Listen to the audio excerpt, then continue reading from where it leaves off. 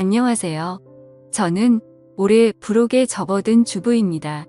전 작년에 이혼을 하고 아주 험난한 아홉수를 겪었는데요. 전 남편과 저는 고등학교 동창이었습니다. 그렇다고 고등학교 때 사귀어서 결혼까지 이어진 건 아니고 그냥 같은 반 클래스메이트였죠. 고등학교 졸업 후에 한 번도 못 보고 살다가 제가 대학 졸업 후 번번이 공무원 시험에 떨어지고 카페 알바를 하고 있는데 남편이 우연히 제가 일하는 카페에 찾아왔다가 저를 발견하면서 인연이 시작되었어요. 저는 처음에는 야, 반갑다. 너 땡땡 고등학교 2학년 5반 걔 맞지? 여기서 일하는구나. 나 근처 공공대학교 다니는데 혹시 너도 우리 학교 다녀? 하고 말을 꺼낸 남편을 못 알아봤습니다. 흰 셔츠에 세련되고 깔끔한 차림에 지적인 명문대생이 맨날 땀 냄새에 찌들어 있는 여드름 투성이 그 소년일 줄 누가 상상이나 했겠어요. 남편은 4년 만에 무슨 일이 있었던 건지 완전히 환골탈태해서 훤칠한 남자로 변해 있었습니다. 아니 나는 니네 학교는 아니고 그냥 취업 준비 중이야. 저는 말끝을 흐렸습니다. 저는 남편의 명문대 옆에 붙어있는 소위 말하는 상류대학이었으니까요. 하지만 그 후로도 남편은 제 학벌 따위 아랑곳하지 않고 하루가 멀다 하고 저희 카페에 드나들었고 끝나고 뭐 하냐 이번 주말에 시간 되냐 대놓고 저에게 호감을 표시했습니다. 하지만 저는 명문대생에다가 부잣집 아들인 남편이 굉장히 부담스러웠습니다. 그래서 고민 끝에 고등학교 친구에게 얘기하니까 친구는 야 걔가 진짜로 너 좋대. 대박 그럼 무조건 사귀어야지. 걔네 엄마 강남 건물 주잖아. 완전 부동산 갑부라면서 그게 무슨 고민할 거리나 되냐며 무조건 사귀어야 된다고 호들갑을 떨었습니다. 저는 서울 상류대학 졸업하고 공무원 시험도 떨어지고 취업도 번번이 낙방해서 여전히 제 학생들이랑 같이 카페에 알바나 하고 있는 데다가 저희 집은 부모님이 시골에서 농사 짓고 있어서 조건으로 따지면 비교도 안 되는 상황이었거든요. 그래서 계속 저를 쫓아다니면서 대시하는 남편이 밀어냈고 남편이 자꾸 찾아오지 못하게 원래 다니던 카페도 그만두었습니다. 그리고 다른 동네 카페로 옮겼는데 남편이 어떻게 알고 여기까지 찾아왔더라고요.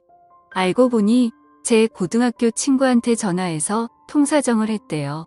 자기는 저 아니면 안 된다고 이렇게 다시 만난 건 운명이고 기적인데 이런 운명을 놓치면 평생 후회할 것 같다고 도와달라고 했다네요.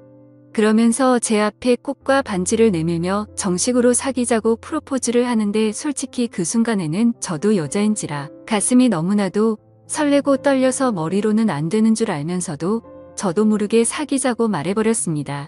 남편은 사귀고 나서 지극정성으로 잘해주고 본인 학점 챙기기도 바쁠 텐데 제 취업 준비를 살뜰히 도와주었습니다. 하지만 저는 번번이 낙방을 했고 작은 회사 격리 자리라도 취직을 하려고 마음먹고 있는데 임신 사실을 알게 되었습니다. 저는 어쩔 줄 몰라서 남편에게 울면서 말했는데 남편은 오히려 너무 잘 됐다고 좋아하더라고요. 이걸로 자기 엄마 반대를 설득할 수 있겠다면서요. 저는 처음 시어머니를 만나러 가는 자리에 마음을 단단히 먹었습니다. 막 드라마에서 봤던 것처럼 저한테 아이를 지우라고 돈봉투를 내밀거나 물잔을 들이붓거나 하는 상황이 있을 수도 있겠다는 생각이 들더라고요.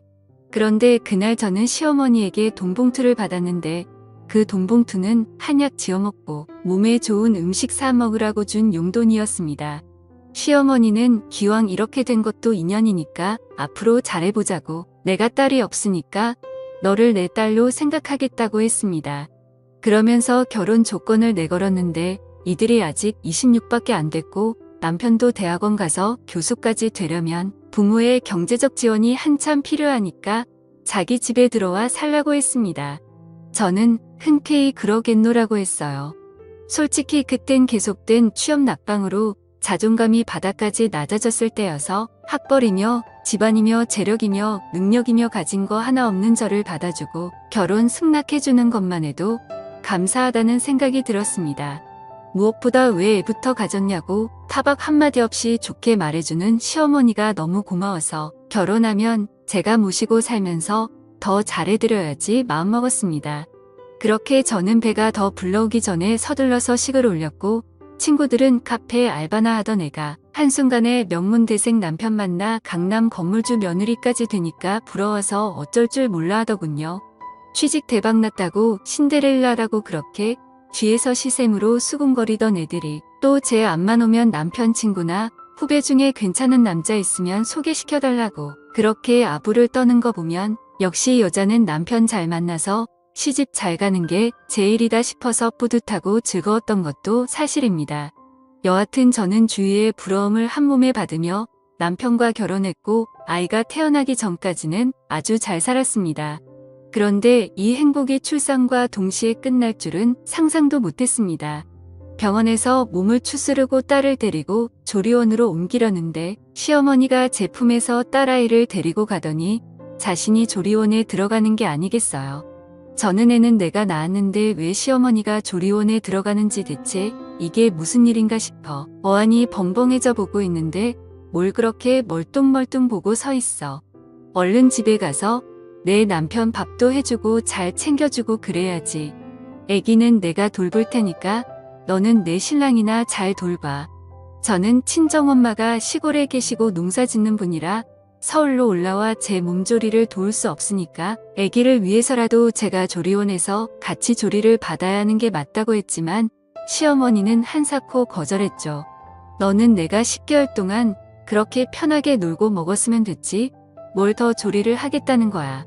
잔말 말고 집에 가서 내 남편한테나 가봐. 지금 가뜩이나 석사 논문 쓴다고 다 죽어가는데 옆에서 너라도 잘 챙겨야 될 거 아냐. 저는 너무 황당했지만 일단 집으로 가봤습니다. 아이 낳을 때도 논문 때문에 병원에 잠깐만 얼굴 비추고 1시간도 안 돼서 가버린 남편은 정말로 다크서클이 눈 밑까지 내려와서 아주 엉망인 모습으로 머리를 쥐어짜고 있더군요. 온 방에 담배 연기 자욱하고 맥주 캔들이 널브러져 있고 저는 무슨 논문이 아니라 대하소설이라도 쓰는 줄 알았습니다. 어쨌든 남편은 석사학위 논문을 쓰는 게 어려워 진담을 빼면서 온갖 히스테리를 부려댔고 저는 애 낳은 지 일주일도 안 돼서 제대로 된 조리 한 번 못 해보고 남편 뒷바라지를 했습니다. 아무리 사람이 다급한 상황이 되면 저밖에 모른다는 말이 있긴 해도 이 인간은 이기적이고 까탈스럽기 짝이 없는 극단적인 자기 중심성을 가진 남자였습니다. 어느 정도냐면 본인이 논문 쓸 때 아무도 없으면 불안해서 글이 잘 안 써진다면서 새벽에 저도 똑같이 옆방에서 대기 타고 있기를 강요했어요. 그래서 자기가 차 마시고 싶다 과일 먹고 싶다고 문자 보내면 언제라도 5분 만에 갖다 달라고 했습니다. 저야말로 누군가의 보살핌이 필요한 출산한 지 얼마 안 된 산모인데 이런 생각은 안중에도 없이 남편은 오직 자기 생각만 했고 심지어는 너무 스트레스 받아 미치겠다며 아직 몸이 제대로 아물지도 않은 저에게 부부간의 시간을 갖자고 요구했습니다. 저는 남편의 손을 있는 대로 뿌리치고 싫다고 소리를 질렀는데 그런데도 계속 추근대길래 남편에게 욕까지 해버렸습니다. 그건 살아야겠다는 생존 본능이었어요. 그런데 그 다음 날 남편에게 소식을 들었는지 시어머니가 조리원에서 급히 집으로 와서는 제게 엄청 큰 소리로 욕을 해대면서 연거푸 내리쳤습니다. 네가 감히 어디서 하늘 같은 내 아들한테 욕을 하냐고. 막말로 네가 우리 집에 시집 올 때 반반한 얼굴 반쪽이랑 젊은 몸뚱아리 빼고 갖고 온 게 뭐 있냐고. 주제를 알면 서방 보필 잘해야지. 혹시 너 다른 남자 있는 거 아니냐며 쉴 새 없이 막말을 하면서 제 등짝을 계속 후려쳤습니다. 저는 시어머니의 손길에 아프고 서러워 눈물이 쏟아졌습니다. 그리고 그제야 바보같이 깨달았어요. 신데렐라니 뭐니 다 개풀 뜯어먹는 소리고 내가 시집을 더럽게 잘못 왔다는 거려. 그 이후로 본격적으로 지옥문이 활짝 열렸습니다. 남편은 그때 제가 남편을 거부했다고 아주 안가품을 했습니다. 마치 반항이라도 하듯이 저를 일절 손도 대지 않고 밥 먹듯이 외박을 하기 시작했고 심지어는 제가 듣고 있는 데서 시어머니랑 둘이서 간밤에 바에 가서 여자를 만났는데 이랬다 저랬다 말하면서 저보다 훨씬 낫다며 저를 봐 여자보다 못한 듯 깎아내렸습니다. 저는 당장에 애를 데리고 집을 나와 이혼해버리고 싶었지만 그래도 시어머니가 돈은 많아서 딸아이에게는 최고로 먹이고 입히고 아낌없이 투자했기에 저는 아이를 생각해서 일단은 이를 악물고 참을 수밖에 없었습니다. 그 후로도 시어머니는 저를 종처럼 취급하면서 가사 도우미가 있는데도 김치를 담그거나 손 많이 가는 온갖 고된 일 힘든 일은 일부러 저한테 시켰고, 제가 몸살기라도 보이고 조금이라도 힘든 기색을 보이면 갑자기 친구들을 불러 모아서 집에서 점심 모임을 가졌습니다. 물론 일부러 구절판이니 신선론이 손 많이 가는 메뉴로 준비시켰죠. 진짜로 지금 생각해도 시어머니는 저를 괴롭히면서 스트레스를 풀고 저 힘든 거 보는 재미로 살았던 것 같아요. 저는 더럽고 치사했지만 이를 악물고 참았습니다. 애초에 저 혼자 힘으로 사회생활하기 힘들다고 무작정 남자한테 기대고 결혼으로 도피한 제 잘못도 있으니까요. 그리고 조용히 홀로 서기를 준비했습니다. 도우미 아줌마와 함께 허구한 날 한식 잔치상을 차리다 보니 의외로 제가 요리에 소질이 있다는 것을 깨닫고 몰래 학원도 다니고 한식조리사 자격증도 땄어요. 저의 실력은 나날이 일취월장하고 딸아이도 무럭무럭 잘 자랐습니다. 남편은 교수 임명이 되었고요. 시어머니의 강남 건물값도 나날이 치솟아 저는 친구들 사이에서 여전히 최고로 시집 잘 간 애로 통했습니다. 다들 왜 그렇게 겉으로 보이는 것만 보는지 시어머니가 빌려준 명품백은 잘 봐도 거북이 등껍데기처럼 거칠어진 제 손을 보는 애는 아무도 없었어요. 그러던 어느 날이었습니다. 제가 배운 학원 스승님이 제 한식 실력이 출중하다면서 본인 한정식 집에서 일을 배우라고 제안을 해주었는데, 이 한정식 집에만 잘 자리 잡으면 월 500은 기본으로 가져갈 수 있고 앞으로 제 식당을 차릴 수도 있는 너무 좋은 기회였습니다. 드디어 저에게 홀로 서기를 할 기회가 온 것이지요. 때마침 딸도 곧 초등학교를 졸업하니까 마침내 이혼을 할 절호의 찬스였습니다. 저는 그동안 시어머니와 남편의 막말을 녹음한 파일을 가지고 변호사 사무실을 찾았습니다. 그랬더니 변호사가 물론 지금 가진 증거들로도 소송은 진행할 수 있지만 왜 그 당시 이혼 안 하고 살았냐고, 상대방 변호사가 물고 늘어질 수 있기 때문에 과거의 바람보다는 현재의 바람의 증거를 잡는 게 가장 중요하다고 하는 겁니다. 저는 그래서 남편이 현재 바람피는 증거를 잡기 위해 남편에게 술을 잔뜩 먹여 재우고서는 본격적으로 남편의 핸드폰을 열었습니다. 다행히 지문 인식 방식이어서 잠자고 있는 남편의 손가락을 이용해 쉽게 풀 수 있었어요. 그렇게 남편의 핸드폰을 살펴본 후 저는 그만 깜짝 놀라 소리를 지를 뻔했습니다. 저는 그동안 남편이 단순히 술집 여자들과 시간을 보내는 줄 알았는데 남편이 만나는 여자는 자기가 가르치는 사학과의 재학생이었습니다. 그것도 그러니까 15살이나 어린 같은 학과 후배일 수 있겠네요. 그 어린 상간녀는 20살로 과거에 제가 처음 남편을 만난 나이와 같은 나이였습니다. 남편과 그 아이가 나누는 대화를 보고 저는 기가 막혀 헛웃음이 나올 뻔했어요. 강산도 뒤바뀔 세월이 지났는데 남편이 그 여자한테 작업 거는 수작이 그 옛날 저를 대하는 것과 너무 똑같아서 참 진짜 지질이 안쓰럽더군요.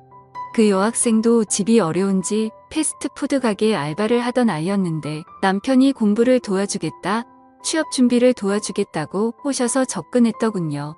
그 감언이설을 보고 있자니 참 시대가 어느 시대인데 이런 쌍팔년도 수법에 넘어가는 그 여학생도 참 모질이 중에 모질이라서 있다기보다는 오히려 불쌍하더군요. 저는 그 여학생과 남편의 메시지 내용과 같이 찍은 사진 동영상 등을 전부 제 핸드폰 동영상으로 찍어 놓았습니다. 그리고 다음 날이 밝자마자 제 개인 노트북에 증거자료를 전부 따로 저장하고 짐을 싸서 그 지호 같은 집에서 딸아이를 데리고 나왔습니다. 그리고 초등학교 입학학년인 딸아이에게 아빠에게 다른 여자가 생겨서 엄마랑 아빠가 더는 같이 못 살 것 같다고 솔직하게 말했습니다. 그랬더니 딸아이가 의외로 담담하게 언젠가 엄마가 이럴 줄 알았다면서 자기도 할머니랑 아빠가 엄마한테 하는 짓 보면서 이혼하고 엄마랑 둘이서 살고 싶었다고 하는 게 아니겠어요. 어려서 아무것도 모를 줄 알았던 딸이 오히려 저를 위로해주자 저는 눈물이 왈칵 쏟아졌습니다. 엄마랑 둘이 살면 너 지금까지 했던 발레며 피아노며 미술이며 과목별 개인 교습이며 당분간 못해줄 수도 있는데 괜찮겠냐고 하자 자기는 저만 있으면 된다고 하더군요. 딸의 그 말에 그동안 지옥 같은 결혼 생활이었지만 큰 보물을 얻은 것 같아 헛살지는 않았구나 싶어서 한참을 부둥켜 안고 울었습니다. 그리고 시골 친정집으로 아이와 함께 내려가서 부모님께 자초지종을 말씀드리고 상간녀와의 사진, 동영상, 메시지 등 증거자료를 전부 남편과 시부모에게 전송 후 변호사를 통해 이혼 소장을 보냈습니다. 그리고 전화로 얘기했어요. 합의 이혼 안 해주면 이 증거자료들을 남편 학교 공식 계정에 보내겠다고요. 그리고 지난 14년간 당신네 모자 무료로 가사노동 및 종살이한 비용과 정신적 피해 보상 및 위자료로 10억을 요구했습니다. 그러자 아직도 사태 파악을 못한 시어머니는 이게 머리가 어떻게 된 거 아니냐며 한밤중에 저희 친정집으로 내려와 시끄럽게 대문을 두드리는 게 아니겠어요. 그러자 저희 엄마는 커다란 양동이에 물을 들고 나가 그 여자한테 뿌렸습니다. 이런 짓을 해놓고 감히 어디서 찾아오냐고 다시 한번 찾아오면 그땐 경찰 신고하고 당신 아들이 무슨 짓 했는지 전부 다 까발리고 학교며 신문사에 전부 다 뿌려서 개망신 줄 거라면서 소리치는 저희 엄마를 보고서야 그 여자는 깨갱했습니다. 맨날 촌에서 농사 짓는다며 무시하던 사돈이 서슬퍼렇게 소리를 지르자 정신이 번쩍 들었던 거죠. 그래도 정신 못 차린 그 여자는 아니 사돈 남자가 사회생활하다 보면 한두 번 바람필 수도 있고 또 우수한 제자가 있으면 친하게 지낼 수도 있는 거지 겨우 이 일로 이혼하면 대개 딸도 이혼녀 딱지만 달고 한번 손탄 여자라고 이 남자 저 남자가 우습게 보고 찝적댈 텐데 더 하겠어요. 그러다 신세 망치면 집안 망신이야 하며 개소리를 늘어대던 시어머니는 미처 말을 마치지 못했습니다. 듣다가 화가 머리끝까지 난 저희 아빠가 우리 집 개들을 잔뜩 풀어놓았기 때문이죠. 개들은 무섭게 짖으며 그 여자를 향해 힘차게 달려갔고 그 여자는 너무 놀라 엄마야 사람 살려를 외치며 물에 빠진 생쥐꼴로 꽁지가 빠지도록 도망을 갔습니다. 하지만 시골 길에서 얼마 못 가 돌부리에 걸려 대자로 뻗으며 넘어졌고 사납게 달려드는 개들을 보고 기겁을 하며 기절을 하더군요. 우리 집 개들은 훈련을 잘 받아서 사람을 무는 개들이 아닌데 시모가 지은 죄가 워낙 많다 보니 찔리긴 찔렸나 봅니다. 저는 구급차를 불러 시어머니를 이송하고 남편에게 데려가라고 연락했습니다. 남편은 자기가 잘못했다고 한 번만 용서해달라고 자기는 딸아이가 없으면 못 산다고 울면서 빌었는데 저는 너 같은 더러운 놈 밑에서 내 딸 키우기 싫다고 쏘아 붙여줬어요. 딸이 있는 아버지가 어떻게 20살짜리 여자를 건드릴 수 있냐고 그냥 개처럼 살다가 지옥이나 가라고 해줬네요. 남편과 시어머니는 결국 제가 학교 제자와 바람핀 거를 폭로하는 게 무서워서 합의에 이혼을 해주고 위자료로 10억을 송금했습니다. 저는 그 돈으로 서울에 집을 얻고 지금 한정식당에 근무하면서 딸과 함께 하루하루 열심히 살아가고 있어요. 듣자 하니 남편은 그 제 버릇 못 고치고 개짓거리 하다가 이번에는 제대로 꽃뱀한테 물렸나 보더라고요. 듣자 하니 그 꽃뱀이 한몫 단단히 잡으려고 작정을 했는지 시어머니 건물 반을 합의금으로 요구하고 있나 보던데 참 그때 이혼한 게 얼마나 다행인지 모릅니다. 아무것도 모르는 친구들은 바람 그까짓 게 뭐라고 건물주 며느리의 교수 부인 자리를 박차고 나오냐고 지금도 제 복을 제가 차버렸다고들 하지만 저는 속으로 코웃음을 칩니다. 어줍지 않게 남자 믿고 신데렐라 꿈꾸다간 인생 한 방에 훅 갈 수 있으니까요. 이 다음에 딸한테도 말할 겁니다. 괜히 남자한테 기대려다가 피 보는 수가 있으니 내 능력부터 갖추고 한 번뿐인 인생 누구에게도 휘둘리지 말고 더 자신을 아끼면서 살라고요. 감사합니다.